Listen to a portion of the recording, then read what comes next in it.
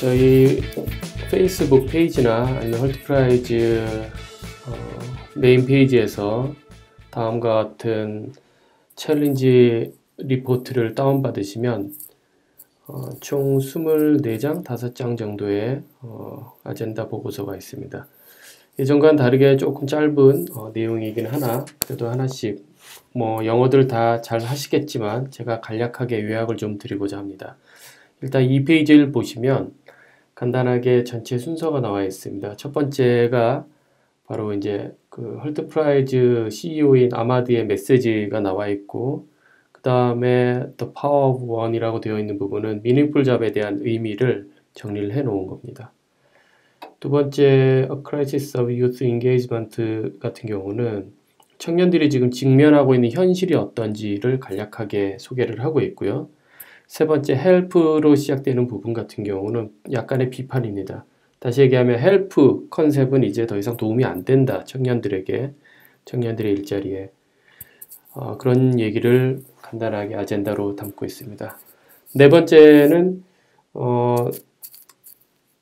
그래서 우리 스스로 우리를 위해서 meaningful job, 소위 일자리를 만들어내야 하는데 몇 가지 모범 사례, 소위 케이스 스터디를 담아놓은 내용입니다. 내용에도 보면 절대 카피하지 말라고 되어 있고, 다시 얘기하면 여기 나와 있는 유사한 내용처럼 비즈니스 모델을 만들지 말라는 의미입니다. 잘 활용하셔서 새로운 창의적인 아이디어로 여러분들의 비즈니스 모델을 만드시면 된다는 이야기고, 마지막이 다시 한번 인스파이어링 하면서 얘기를 끝맺고 있습니다. 자, 그래서 첫 번째 아마드의 메시지의 핵심은 자세하게 읽어보시면 다 나와 있기는 하나 요는 맨 제목에 있는 게 전부입니다. 다시 얘기하면 2009년도에 헐트프라이즈를 만들면서 아마드는 전 세계에 있는 젊은 청년들을 좀 동기부여하고 인스파이어 하기 위해서 헐트프라이즈라는 걸 만들었고 지금까지 운영을 해왔다는 겁니다. 근데 이제 여기에 보시면 For our 10 years anniversary challenge라고 되어 있는 것처럼 이번 10주년 기념으로 챌린지를 만들어낼 때에는 약간 뭐라 그래야 되나 생각을 좀 뒤집어 본 겁니다. 다시 얘기하면 청년들을 동기부여하고 인스파이어 하기 위해서 지금까지 도전해 왔다면 거꾸로 그 청년들에게 다시 집중을 해보자. 초심으로 돌아가는 마인드도 있고 생각도 있고, 그래서 지난 10여 년 운영을 해보니 주인공은 바로 여러분들이니 동기부여를 받은 여러분들 스스로 이 세상의 주인공이 될 수 있게끔 여러분들 주제로 한번 맞춰봤으면 좋겠다. 이렇게 초점을 맞추면서 여기 하이라이트 되어 있는 것처럼 올해의 주제는 10,000명의 청년들에게 다음 10여 년 동안 미닝풀한 잡을 만들어보자. 그런 벤처에 도전해보고 재단을 만들어도 좋고 컴퍼니를 만들어도 좋고 뭐가 됐던지 간에 그런 도전을 여러분들에게 아젠다로 던진다는 이야기로 시작하고 있습니다. 다음 페이지에 넘어가면 상황이 점점 안 좋다는 얘기를 몇 명의 코트를 따서, 특별히 여기는 이제 빌 클린턴 코트를 따서 설명을 하고 있는 거고요. 그 다음 페이지로 바로 넘어가시면 아까도 말씀드렸다시피 이제 미닝풀 잡의 의미가 뭐냐 이건 거예요. 그래서 미닝풀 잡이라 하면 여기 나와 있는 것처럼 최소 주 10시간 정도 소위 돈을 받으면서 일을 할 수 있는 그런 자리, 그런 걸 일자리라고 보겠고, 또 하나 긍정적인 소셜 임팩트를 만들어야 된다는 겁니다. 그러니까 소셜 임팩트를 어떻게 만드냐, 이런 얘기들은 차차 저희가 각 학교에서 제공하게 되는 세션에서 소개를 하겠지만, 어쨌든 의미 있는 영향력, 소위 단발적으로 끝나는 게 아니라 롱텀 계획으로 소위 이 섹터가 청년의 일자리가 발굴이 되고 만들어지고 하는 이런 분야가 근본적으로 뭔가 바뀌게 되는 큰 영향력을 만들어내는 거에 초점을 좀 맞추려는 거시적인 메시지라고 보시면 될 것 같습니다. 특별히 여기에도 좀 코트, 소위 에드워드라는 사람의 코트를 따놨는데, 여기 보시면 왜 좀 스마트한 혁신가들은 일자리가 없는 사람들, 소위 실업자들을 위한 그런 이 일들을 또는 컴퍼니 또는 프로젝트들을 왜 못 만들어낼까? 왜 안 만드는 걸까? 이런 식으로 던져 놓은 코트가 있습니다. 이게 꽤나 의미 있는 얘기인데 우리가 타겟팅을 누구로 할 거냐는 거는 청년이긴 하나 일자리가 없는 unemployment이기도 하고 jobless라고 되어 있는 소위 잡을 아예 찾지도 못한 또는 앞으로 찾아야만 하는 이런 사람들을 대상으로 누구를 타겟팅하느냐에 관련해서 jobless는 꽤나 중요한 메시지가 될 겁니다. 그래서 여러분들 앞으로 이제 마지막에도 나오겠지만 타겟을 누구로 해야 될지도 잘 고민하셔서 디자인을 하시면 좋을 것 같습니다. 자, 이제 본격적으로 청년들이 직면하고 있는 현실에 대한 이야기를 하게 되는데요. 현재 보고 계시는 Crisis of Youth Engagement라고 되어 있는 부분에 몇 가지 리서치 내용이 나옵니다. 여기에 보면 글로벌리 하고 되어 있는 이 부분이 있습니다. 이쪽 같은 경우는 이제 데이터를 얘기를 하고 있는데 청년이라 하면 대략 이 범주에 해당하는 15세에서 35세 사이의 청년이라고 보고 소위 youth 그러니까 우리 같은 경우는 청소년과 청년을 합친 개념이라고 보면 될 것 같습니다. 그렇게 이해하시고 일반 성인에 비해서 3배나 많은 실업률을 보이고 있다는 것을 얘기를 하고 있습니다. 특히 그 밑에 하이라이트 되어 있는 부분을 보면 5명 중 1명은 직장을 제대로 가졌거나 아니면 제대로 된 교육이나 그리고 훈련도 못 받고 있어 하고 표현을 하고 있습니다. 그 얘기는 실제로 그런 데이터들을 밑에서 그림으로 또는 그래프로 보여주고 있다는 사실을 한번 눈여겨보시면 좋을 것 같고요. 밑에 나와 있는 내용들이 여러 가지가 있으나 한마디로 얘기를 하면 헐트 프라이즈 이제 소위 연구팀, 리서치팀에서 밝혀낸 거에 의하면 청년들의 일자리 창출, 소위 청년들의 취업이 점점 더 나빠지고 있다는 그런 얘기를 하고 있습니다. 파퓰레이션 대비해서도 무척 안 좋아지고 있다는 게 실제로 데이터로 과거 10여 년, 20여 년을 뒤져 보면 점점 나빠지고 있다는 걸 얘기하고 있고 여기에 for example로 시작되는 부분이 있는데 이 부분에 대한 얘기를 잠깐 해보면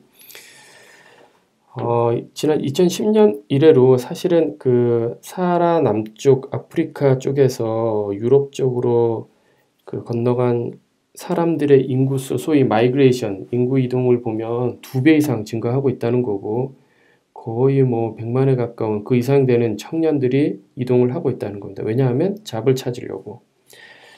반대로 같은 시기에 오히려 유럽이나 미국 같은 나라는 뭐를 좀 직면하고 어떤 문제에 직면하고 있냐면 점점점 고령화되고 있다는 거고 작은 도시나 지방 도시들 같은 경우는 청년들이 대부분의 잡들이 대도시에 있기 때문에 빠져나간다는 거예요. 대도시로. 그래서 이런 이슈에 직면해 있다는 사실입니다. 다시 얘기하면 청년들이 일자리를 구하려고 하는 젊은 세대들이 전부 다 자기가 태어난 곳에 있지 않고 계속 이동을 하더라는 겁니다.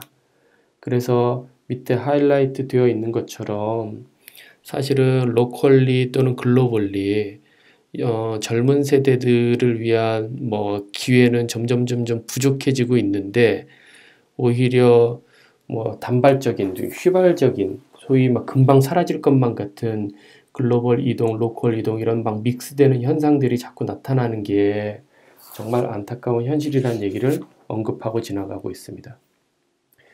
다음 페이지로 넘어가 보면 여기 큰 제목에도 나와 있는 것처럼 왜 의미 있는 잡에서 연결이 안 되고 멀어지는 걸까? 대부분의 청년들이 몇 가지 분석을 해서 정리를 해 놓은 겁니다. 이게 저의 의견이 아니라 이제 헐트 프라이즈 리서치 팀에서 정리를 하고 빌 클린턴 재단에서 제공을 한 리포트에 의하면 여기에 다 동의하라는 게 아니라 1차 조사가 이렇게 되어 있다는 것이기 때문에 여러분들이 참고하시면 될 것 같습니다.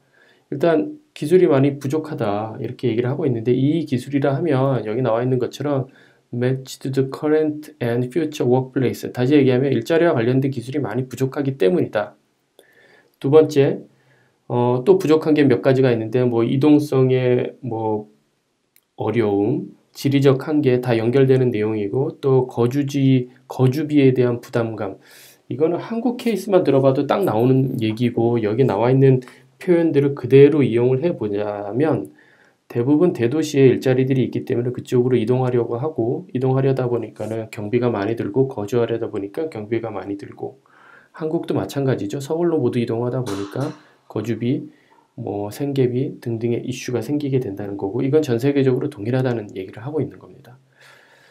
그 다음에 lack of confidence, 이제 불확실성에 대한 이야기인데요. 청년들은 여기 나와 있는 것 중 use also 잠깐만요. 예. use also made out이라고 되어 있는 현재 일자리가 있건 기술을 가졌건 뭔가 도전을 하고 있더라도 이게 내 미래 삶에 지속 가능할까 하는 불확실성, 계속 세상은 변하고 있기 때문에 그런 두려움이 계속 존재한다는 것이고, 그 다음에 Poor Public Policy에 대한 얘기는 한마디로 얘기해서 정부 정책에 호의적이지 않다는 겁니다. 청년들에게. 이 조사에 의하면. 이 얘기는 앞에 나와 있는 하이라이트의 제목처럼 아까 지금까지 얘기했던 거는 What you can change with your venture 라고 되어 있는 큰 타이틀 아래 당신들이 또는 청년들이 지금 왜 미닝풀한 잡을 못 가질까 하는 이유가 몇 가지 구분이 되었다면, 분석이 되었다면 지금 하려고 하는 내용은 마찬가지 분석이긴 한데 바꾸기는 어려울 거다. 다만 이해는 해야 된다. 이 상황을 라고 구분을 해서 보시면 될 것 같습니다. 첫 번째가 정부 정책들이 전 세계 어딜 가더라도 기득권들의 정부 정책 위반자들이 있기 때문에 기득권들의 세상을 바꾸기는 어려울 거다. 이게 핵심 하이라이트 내용이고, 기득권들은 대부분 아무래도 청년들이 아니기 때문에 그들 위주로 모든 정책이 만들어지고 호의적인 뭔가 정부 정책이 나온다 하더라도 청년을 위한 그게 그렇게 호의적이지 않다는 얘기를 계속 하고 있는 겁니다. 그래서 in short라고 되어 있는 이 부분에 이제 요약하자면 대부분의 정부들은 유스들에게 disfavors라고 되어 있죠. 그러니까 시스템적으로 그들에게 호의적일 수 없는 구조다. 두 번째, 그 다음에 우리 뭐 흔히 알고 있는 학연, 지연 뭐 이런 얘기들이에요. 그래서 연줄, 편향적인 그리고 부패 뭐 등등이 결국엔 발목을 잡는다는 이야기. 이게 이제 앞에 기득권과도 연결이 된다는 이야기로 이해하시면 되고, 그 다음에 매크로 디스럽션이라는 것은 뭐 읽어보시면 아십니다. 전쟁, 거시경제 붕괴, 환경의 황폐화 등등등 때문에 일자리가 사라지고 있고 또는 새로운 일자리가 만들어지고 있고 또는 기회가 박탈되고 있고, 기득권들은 유지하던 무언가가 있었겠지만 새로운 걸 찾으려고 하는 청년들에게는 이게 굉장히 안 좋은 사인이라는 거죠. 마지막 거는 테크 이슈인데요. 이거는 아주 간단하게 설명을 해보자면 테크는 근본적으로 인간의 삶을 많이 변화시키고 도움을 줬다는 건 사실입니다. 다만 여러분들 같은 청년들은 과거에 비해서, 저 같은 세대에 비해서 더 호흡이 짧게 또는 시기가 짧게 새로운 기술들을 빨리빨리 습득을 해야 되거나 이해해야 되거나 더 많은 노력을 해야 된다는 건데, 이게 좋은 현상인지 나쁜 현상인지 모르겠으나 상황이 그렇다는 것을 인지해야 되고, 지금도 AI 4차 산업혁명 이야기를 하고 있는 것처럼 우리가 꼭 이해하고 넘어가야 할 부분인 겁니다. 총체적으로 그래서 이 페이지에서 얘기를 하고 있는 거는 왜 청년들이 미닝풀한 잡에 연결되지 못하고 소외되고 있을까에 대한 분석을 몇 가지 기술 부족, 모빌리티에 대한 이슈, 확신에 대한 불안정성, 정부 정책이 호의적이지 않다는 것 등등등 테크도 계속 발전하고 있다는 것들은 현상이고 현실이고 현재 나타난 팩트라는 겁니다. 이해하고 넘어가야 된다는 거죠. 바꿀 수 있는 것도 있고 없는 것도 있다는 걸 알고 넘어가라는 겁니다. 자, 여기까지 분석이라면 이제부터 하려고 하는 거는 분석이라기보다는 그런 현상을 기반으로 뭔가 그래도 세상은 자꾸 변화를 시도하고 있었는데 청년 일자리와 관련돼서 그 변화들 중에 헬프로 치부되는 것들이 있었다는 거죠. 이게 대단히 호의적인 줄 알았는데 알고 보니까 헬프였다는 겁니다. 소위 도와주고 있었던 건데 우리는 소위 청년들은 수혜자이고 정부, 기업 또는 또 누굴까요? 뭐 예를 들어서 학교 등등은 도움을 주려고 했던 정책들은 우리는 수혜자 입장에서 받아들여줬고 이거를 개척하지 못했다는 게 한계였다는 것을 전체적으로 설명을 하고 있는 겁니다.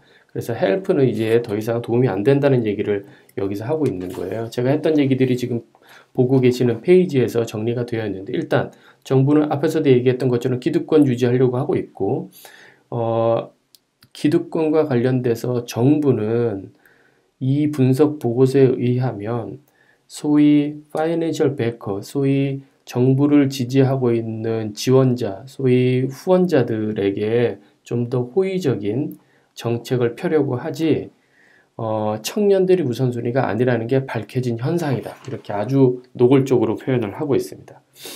그 다음에 대학들 같은 경우도 보면 결국엔 대학교에서 공부하고 많은 비용을 지불하는 사람들은 학생들임에도 불구하고 후원자에게, 소위 학교를 지지하고 있는 지지자에게 좀 더 초점을 맞추고 있다는 거죠. 그러다 보니 이런 후원자 또는 기존의 시니어 패컬티, 교수진들이나 직원들, 그 학교를 유지 발전시키고 있는 그들만의 리그에 좀 더 집중을 하지 학생에 호의적이지 않아.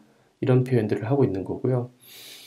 또 하나 우리가 이해해야 될 것 중에 하나가 뭐냐 하면 기업들인데, 기업들 역시 한마디로 얘기하면 준비되어 있는 사람들을 채용을 하지 뭐 하려고 그 사람들을 위해서 우리가 돈을 쓰냐, 이런 관점이라는 거예요. 그래서 그렇지 않은 기업들도 많이 있으나 대부분의 메인스트림은 왜 뭐 하려고 돈을 들여가면서까지 준비 안 된 사람을, 검증 안 된 사람들을 우리가 채용해야 되냐, 이런 관점이기 때문에 결코 호의적이지 않다. 이런 배경 아래에 헬프는 더 이상 방법이 아니라는 것을 분석을 해 본 겁니다. 그래서 다음 페이지에 보시면 첫 번째 여기 하이라이트 되어 있는 내용만 검토하시면 될 것 같은데, 앞서 얘기한 것처럼 교육이 더 이상 답이 아니라는 거예요. 교육은 여러분들에게 좀 더 많은 혜택을 또는 기회를 주지 못한다는 건 이미 밝혀진 사실이고, 왜 그랬는지는 정부 정책도 기득권을 위해서, 학교조차도 그들만의 리그로 유지 발전시키기 위해서, 또 오히려 기업은 준비된 사람만 뽑다 보니까 오히려 소외되기 시작을 했고, 여기 나와 있는 것처럼 교육으로서 더 이상 답이 풀리지 않는다는 거죠. 교육이 아니면 뭐냐는 얘기를 이제 뒤에서 하게 됩니다. 그 다음 퍼블릭 섹터 제목부터 보시면 subsidized public sector jobs라고 되어 있죠. 그러니까 제공해 주는 거예요. 정부에서 제공해 주는 거는 답이 안 된다는 거예요.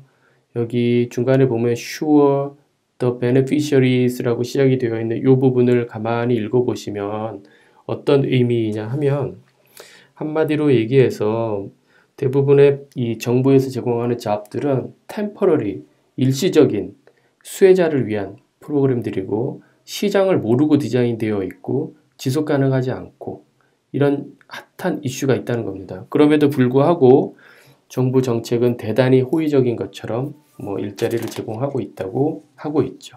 이 보고서에서는 이렇게 비판을 하고 있는 겁니다.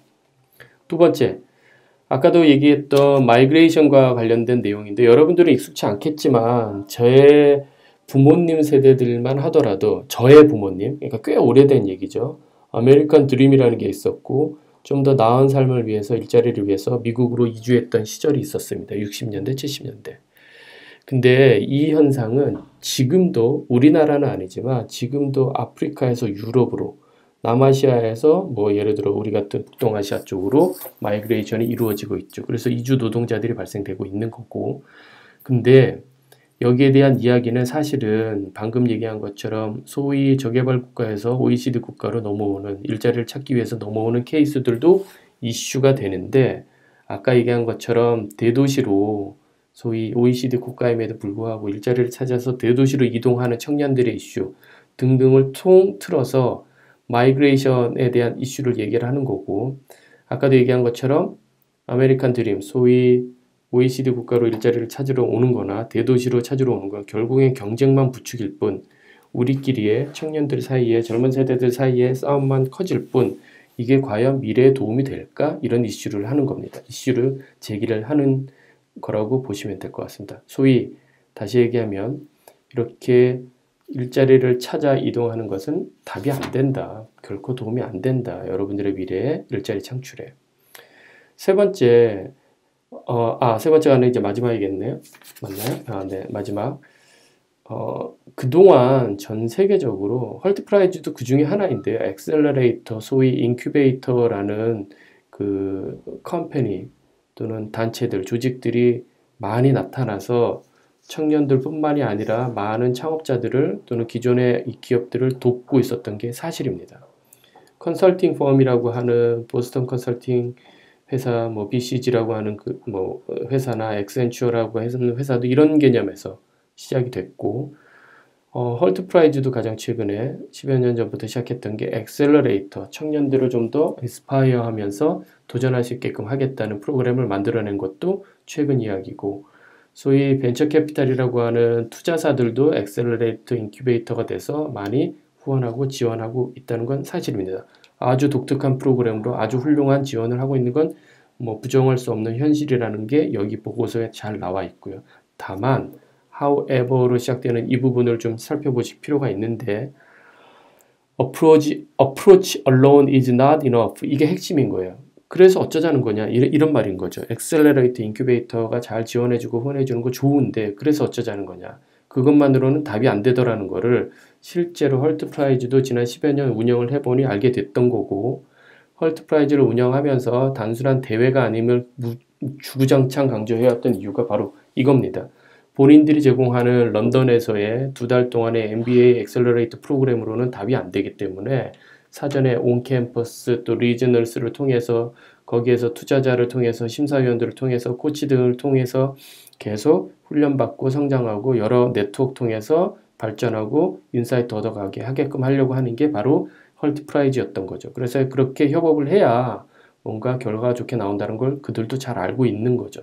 다만 그들 혼자서는 아무것도 못한다는 걸 아주 절절히 깨달았기 때문에 여기서도 더 이상 엑셀러레이터 인큐베이터 같은 프로그램이 만들어지는 건 크게 도움이 안 될 거야, 이런 얘기를 하고 있는 겁니다.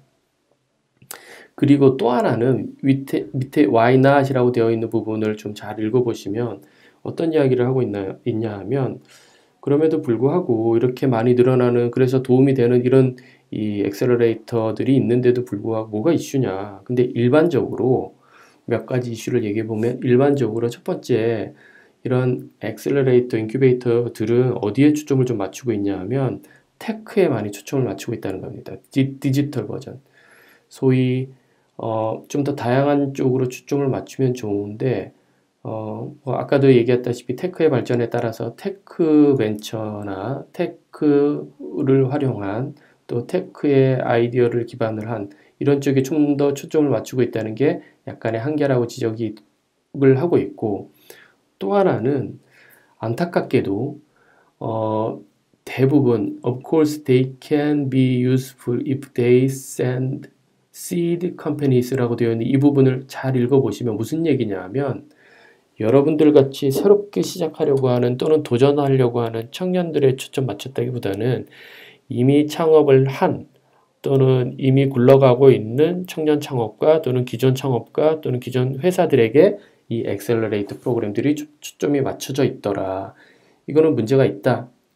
새롭게 여러분들 같은 새로운 도전을 막 시작하려고 하는 쪽에 초점을 맞추는 건 인큐베이터라고 되어 있기는 하나, 그럼에도 불구하고 대다수 메인스트림은 이미 창업을 한 쪽에 초점을 맞추고 있기 때문에 이거 역시 도움이 안 되더라, 이런 지적을 하고 있는 겁니다.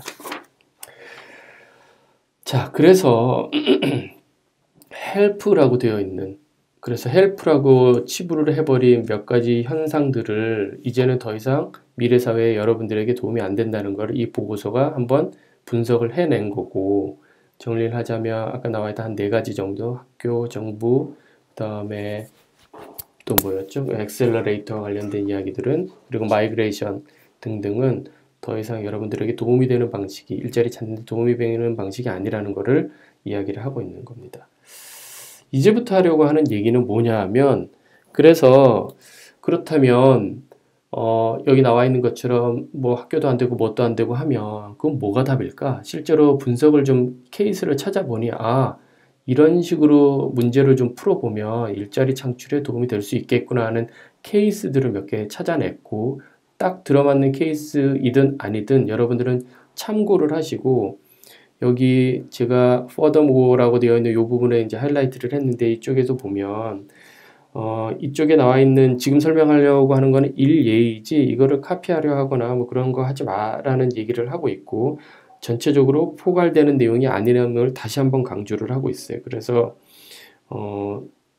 여러분들은 지금 여기서부터 설명되는 내용들은 한번 그럴 수도 있겠고 이런 의미에서 일자리를 만들어 새로운 시도였구나 하고 이해하시면 좋을 것 같습니다. 특별히 여기서 여러분들이 이제 뭐라 그래야 되나 비즈니스 모델을 만들면서 좀 고려하시고 집중하셔야 될 부분은 뭐냐 하면 To succeed this challenge라고 되어 있는 이 부분인데 여기 보시면 일단 그 청년들이 일자리를 찾는 데 있어서 장벽이 되는 게 뭔지 그 장벽을 정확하게 이해를 하셔야 되고 그 장벽을 깨부시기 위한 극복하기 위한 여러분들의 전략이 필요하다는 거죠. 그게 여러분들 비즈니스 모델의 헐트 프라이즈 제안서에 정확하게 실려야 된다는 얘기를 하고 있습니다. 그래서 사례를 좀 보면 일단 에듀케이션이 아니라 러닝으로 답을 찾을 수 있어 하고 얘기를 하고 있는데 몇 가지 기업의 사례가 있습니다. 그 중에 하나가 EF, Education First라고 하는 회사인데 여기에서는 글로벌하게 잡을 찾을 수 있게끔 청년들에게 기회를 주고자 시작을 했겠죠. 사실은 근데 시작은 원래 그렇게 시작하지는 않았었고 공부를 왜 클래스룸 안에서만 해야 되나 좀 돌아다니면서 할 수는 없을까 그러면서 시작을 했던 거고 그래서 어학 연수의 개념을 영어 공부를 좀 다른 곳에 가서 또는 다른 곳이라 하면 그 원어민들이 살고 있는 곳에 가서 공부를 할 수는 없을까 이렇게 컨셉을 잡고 시작했던 게 EF의 시작입니다. 그래서 전 세계적으로 결국엔 젊은 청년들에게 글로벌한 직업을 찾을 수 있게끔 좀 더 영어 공부도 현지에서 배울 수 있는 기회를 만들게 된 거죠. 지금은 뭐 너무 당연한 얘기인 것처럼 들릴 수 있겠으나 그때 당시만 해도 영어 공부가 됐건 수학 공부가 됐건 우리나라 우리 지역에 있는 우리 학교 우리 클래스룸 안에서만 배웠어야 하는 게 고정관념이었던 거죠. 60년대 또는 70년대 초반만 하더라도. 두 번째 케이스는 파키스탄의 이제 회사인데요. 여기 같은 경우는 여기 뭐 핑크색으로 하이라이트 되어 있는 것처럼 기회를 일하는 현장에서 그 교육이 아니라 트레이닝을 제공을 해서 실제로 회사가 필요로 하는 일자리 또는 그런 직군들 또는 그런 사람들을 찾아내고 뭐 키워냈다는 거죠. 이게 뭐 지금은 그럴 수 있지 당연하지 하고 얘기를 할 수 있는데 과거에 온도잡 트레이닝이라고 하는 소위 여기 밑에도 나와 있지만 메리어트 호텔 같은 경우도 보면 자기네 호텔 안에 그레듀에이트 과정을 포스트 그레듀에이트 소위 석사 과정 같은 거를 만들어서 회사 스스로 자기네 직원들을 키워냈던 프로그램이 있어요. 스타벅스도 마찬가지고. 그래서 그런 식으로 자체적인 훈련 프로그램을 만들어내는 케이스도 하나 좋은 케이스라고 여기서 소개를 하고 있어요. 다시 얘기하면 에듀케이션의 개념으로 갔다기보다는 교육의 개념이라기보다는 학습의 개념으로 러닝의 방식을 장소와 또는 공간을 좀 다른 식으로 개선을 해서 아니면은 창의적으로 생각을 해서 만들어낸 좋은 케이스라고 사례 소개를 하고 있고 몇 가지 사례 회사들이 있어요. 뭐 팔라펠이라는 회사, 그다음에 밑에 있는 스페셜리스텀이라고 되어 있는 회사, 또 그다음에 그레이스톤이라고 되어 있는 회사들을 보면 모든 게 다 어떤 쪽에 초점을 맞추고 있냐 하면 사람에게 초점을 맞추고 있다는 얘기를 하려고 이 케이스들을 여기서 마지막에 또 소개를 한 거예요. 첫 번째 있는 회사 같은 경우는 여기도 나와 있는 것처럼 뭐 레스토랑 체인을 만들어서 난민들을 위한 일자리를 창출을 했다는 거. 두 번째는 자폐 성인을 위한 IT 회사. 그 다음에 마지막은 시작은 노숙자에서 시작을 했는데 이제 전체적으로 그 누구더라도 인터뷰나 소위 이력서 같은 걸로 사람을 뽑는 게 아니라 기회를 제공을 하고 일할 수 있게끔 하는 누구라도 일할 수 있게 하는 그런 베이커리를 만들어서 운영을 했다는 거죠. 다시 얘기하면 사람에게 초점을 맞추고 교육 수준을 따지다기보다는 현장에서 훈련을 할 수 있는 기회를 제공을 하거나 뭐 일자리를 제공을 한다면 충분히 잡은 워크포스는 성장할 수 있어. 이런 걸 증명했던 회사로 좋은 사례라고 얘기를 러닝 케이스로 소개를 한 겁니다. 두 번째는 플랫폼 비즈니스예요. 여기서 매칭이라고 되어 있는 건데 플랫폼 비즈니스 우리가 흔히 알고 있는 이베이나 아마존 뭐 이런 회사들이 대표적인 우버 같은 경우도 사용자와 소비자를 만나게 해주는 플랫폼을 만들어 놓고 서로 연결을 해주는 거죠. 필요한 곳으로 자꾸 사용자나 소비자가 이동하게 만드는 게 아니라 온라인에서 얼마든지 이루어질 수 있게끔. 더 나가서 세 번째 케이스는 소싱인데, 이런 플랫폼 비즈니스가 상호 매칭으로 비즈니스가 확장이 되고 마이그레이션을 줄여줬다면 똑같은 플랫폼을 열어놓고 새로운 아이디어를 창출할 수도 있겠다. 어떤 소스를 제공을 하면 가능할까?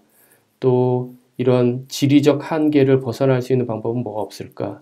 대표적인 성공 사례가 바로 알리바바입니다. 마윈 같은 경우가 중국은 생산력이 있고 값싼 노동력으로 뭔가를 만들어낼 수 있고, 그래서 품질 높은 제품들을 뭐 다른 나라에 충분히 팔 수 있을 거라고, 지금은 뭐 글로벌 마켓, 온라인 마켓이 많아졌으나 마윈 같은 경우가 알리바바를 통해서 이거를 처음 시도를 했던 거죠.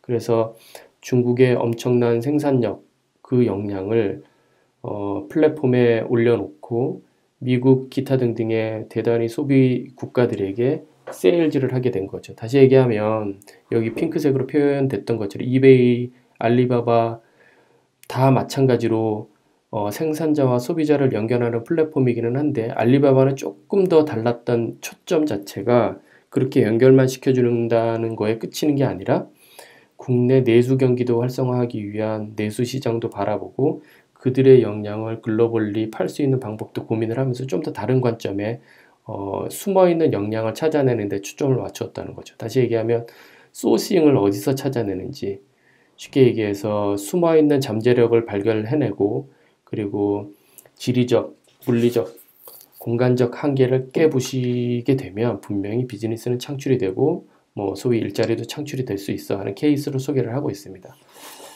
마지막에 크리에이팅이라고 하는 케이스 소개는 프랜차이징 케이스입니다. 맥도날드 얘기를 하고 있는데, 맥도날드가 원래 맥도날드가 그렇게 확장이 될 수 있었던 거는 맥도날드 이 형제가 하고 있던 이 소위 햄버거 가게를 크록이라고 하는 사람이 찾아가서 프랜차이징으로 비즈니스 모델을 성장시킨 거죠. 다시 얘기하면 지금도 인큐베이터 또는 엑셀러레이터가 존재하고 있고, 그들은 인스파이링하고 교육도 시키고 아니면 뭐 소위 네트워크도 연결해주고 하고 있는데, 그런 방식을 좀 더 다른 관점에서 비즈니스로 풀어버린 거죠. 그게 이제 프랜차이징인 거예요. 최초의 프랜차이즈. 그래서 크록스의 석세스라고 되어 있는 이 부분을 읽어보시면, 크록스가 했던 거는 자기는 컨텐츠는 없어요. 다만 맥도날드 이 레스토랑을 보니까 정말 잘 만들고 맛있는 음식을 만들고 있고, 그래서 이런 가게들을 찾아내고 또는 그런 가게를 하고 싶어 하는 사람들을 찾아내고 그들을 동기부여 시킨 다음에 훈련을 시켜주는 거죠. 프랜차이징 개념으로. 그래서 각자 주요 컨텐츠는 맥도날드, 최초 맥도날드 그 카페에서부터 가져오고, 그 사람들이 기술 전수를 받아간 각 이 프랜차이즈 오너들은 소위 렌탈 인컴, 다시 얘기하면 수수료를 내게 해서, 로열티를 내게 해서 크록스는 비즈니스를 만들게 된 거죠. 그래서 크록스는 크록스대로 비즈니스를 성장을 시킨 거고, 프랜차이즈 오너들은 오너들대로 가맹점주가 돼서 일자리가 창출이 됐던 좋은 케이스라고 여기선 이야기를 하고 있습니다. 다시 얘기하면 훈련시켜주고 인스파이어링 하는 데에도 거기서 끝이지 말고 그게 확장 가능한 새로운 아이디어를 자꾸 만들어내야 된다는 얘기를 여기서 하고 있는 거고요. 대표적인 게 바로 프랜차이징 케이스였다고 사례 소개를 하고 있습니다. 자, 지금까지 했던 얘기가 이제 모범 사례, 소위 케이스 스터디로 이제 얘기를 해줬어요. 그래서 여기서 여러분들은 얻어가셔야 될 거는, 뭐 좀 오래된 케이스들이기는 하나 저런 식으로 교육을 학습으로 변형시키고 자꾸 뭐 지리적 한계 등등 때문에 마이그레이션 하던 걸 온라인으로 풀어버리고 훈련시키고 교육시키고 연결시켜주던 그 자체를 비즈니스 모델로 만들어서 더 확장할 수 있게끔 만들어주고, 이런 새로운 아이디어를 자꾸 생각하게 해주는 좋은 사례들이기 때문에 여러분들도 거기에 자극받아서 나는 그러면 어떻게 디자인해 볼까 하고 새로운 창의적인 생각들을 많이 해주시길 기대하며 소개를 했다고 이해하시면 될 것 같고요. 이제 거의 막바지인데, 여기 나와 있는 것처럼 뭐 몇 가지 코트가 있는데, 언트프르너는 태어나는 게 아니라 만들어지는 거라고 얘기하고 있습니다. 그 얘기는 여러분들도 언트프로너, 소위 기업가가 될 수 있다는 얘기를 한번 강조하면서 무슨 얘기로 넘어가냐면 이제 여러분들 이제 챌린지, 헐트 프라이즈에 도전을 하셔야 되니까 여러분들을 동기부여 해주기 위해서 몇 가지에 좀 초점을 맞추세요 하고 리포트는 마무리를 하고 있습니다.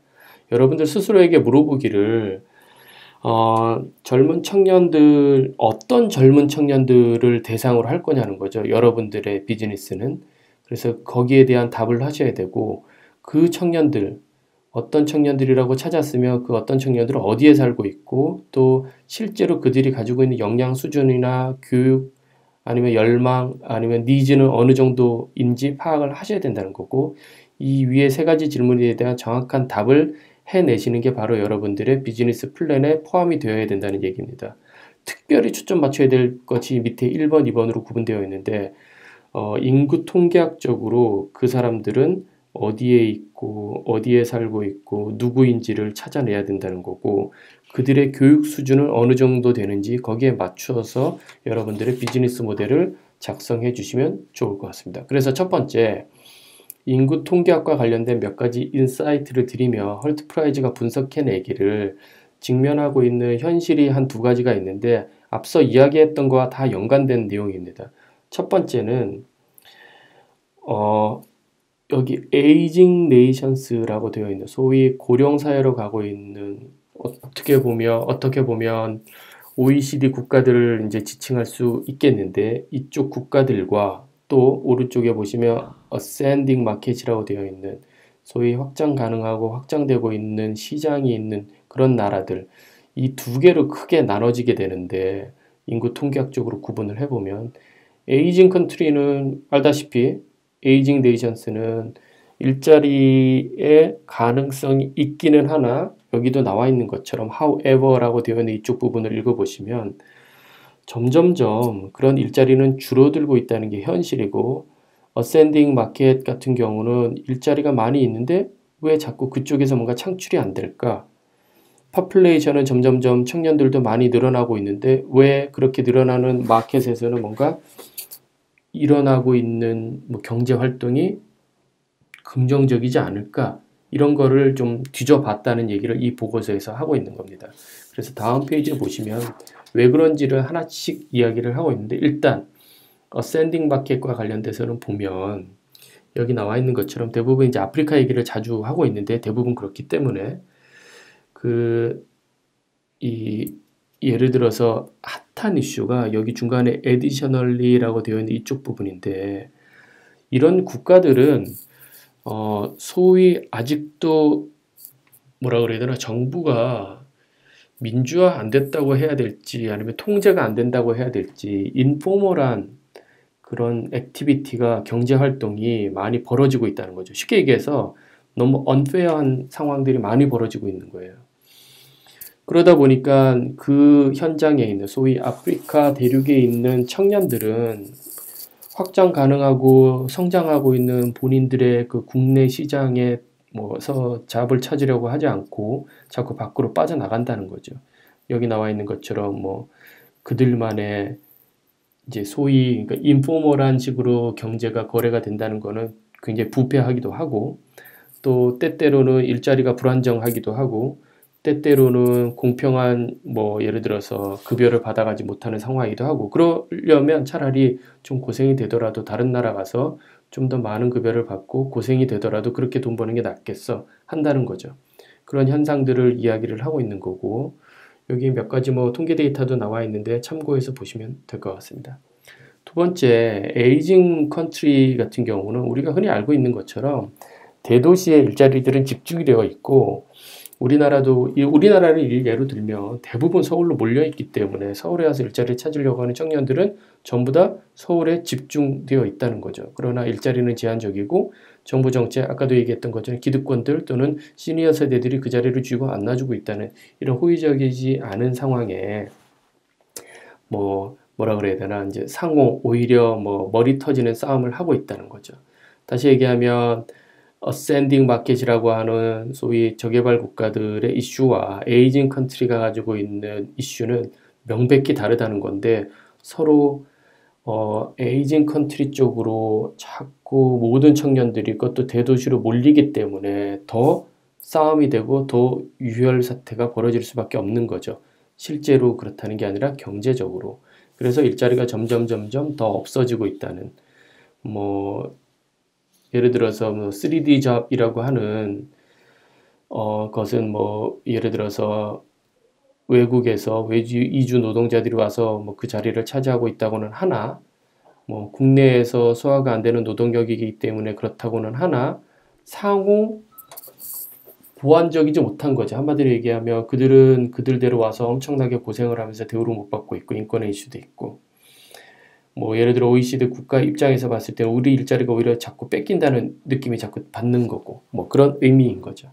그런 의미에서 문제 정의를 정확하게 어느 쪽에 누구를 대상으로 해야 될지를 잘 해야 된다는, 그래서 이렇게 세상이 구분되어 있고 인구 통계학적으로 우리가 지리적으로 구분할 수 있으니 이걸 기반으로 여러분들이 잘 문제 정의를 해내기 시작하면 좋을 것 같고요.